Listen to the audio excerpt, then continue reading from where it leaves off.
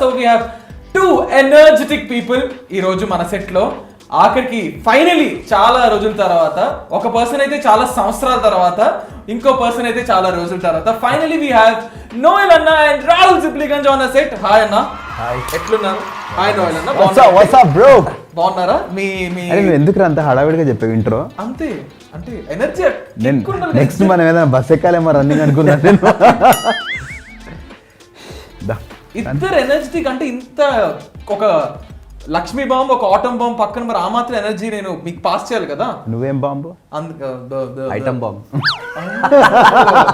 అట్లానా? Item bomb అంట. ఇది సెకండ్ 2 సార్లు వేసుకుంటారు. ప్రో దొరికిసింది. So thank you so much అన్న. Thank you so much Ravana. Pleasure.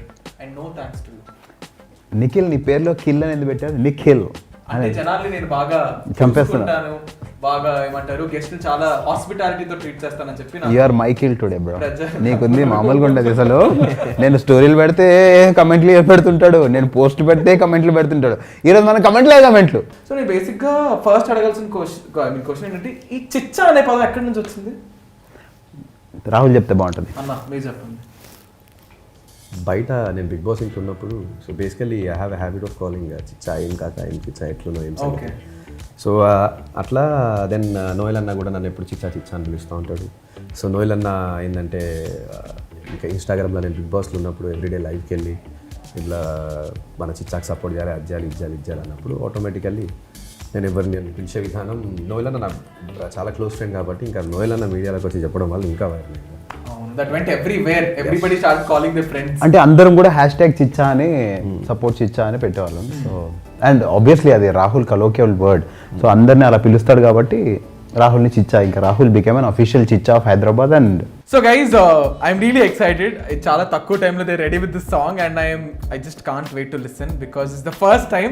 చాలా సార్లు అనుకున్నాము లైక్ కాస్కో ఒక దీనికి ఒక ఎవరైనా సాంగ్ పాడితే బాగుందని చెప్పి. And I'm ready to listen this. And also అన్న మీరు బిగ్ బాస్లో ఆన్ స్పాట్ కాంపోజిషన్ చేశారు. ఇట్స్ లైక్ యూనో ఆ సాంగ్స్ ఇంకా ఇప్పటికీ యూనో మీరు కంపోజ్ చేసిన original songs they still running in our you know minds. So నేను కూడా ఒక చిన్న టేబుల్ రప్పించా. Okay yes get it.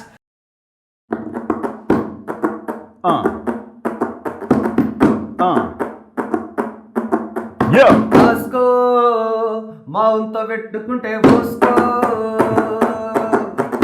రాస్కో 50 పైన ఎపిసోడ్స్ అయిన పోస్కో Nikhil interview he's gonna centre you questions అడిగితే నీ మైండ్ విల్ బ్లాక్ యూ. కాస్కో ఇట్స్ అ గ్రాండ్ ప్లీజ్ చూసుకో.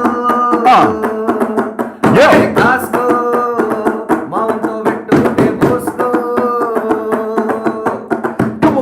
కాస్కో నిఖిల్ చాడు చూసుకో. 50 కోటి హాఫ్ సెంచరీ జోచు బీట్ వేసుకో. ఇష్టపడి కష్టపడి బీట్ రెడీ కాసుకో. ఇంకో 100 కొట్టి మామ నిఖిల్ గట్టిగా చేసుకో. అరే వేసుకో బీట్ మామ వేసుకో. టా మా డా ఇది అందరి అడ్డా. తెలుగోడి గడ్డ మాతో పెట్టుకుంటే మీకు ఉంటది బిడ్డ.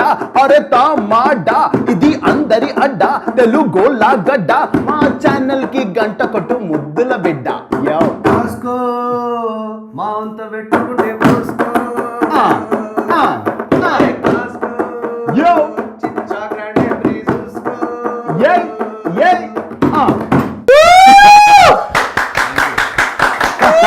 ఒక్క నిమిషం. అమ్మా సౌండ్ ఒక సెట్ అవ్వకపోతే ఎడిటింగ్ లో వేసుకోండి. It was amazing.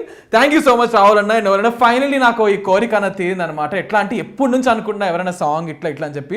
అది ఎప్పుడు మేము అసలు ప్లాన్ చేసుకోలేదు. నాకు ఆన్ ద స్పాట్ అడగడం జరిగింది. And thank you so much for taking time and you know composing this song. It was really beautiful and touched my heart.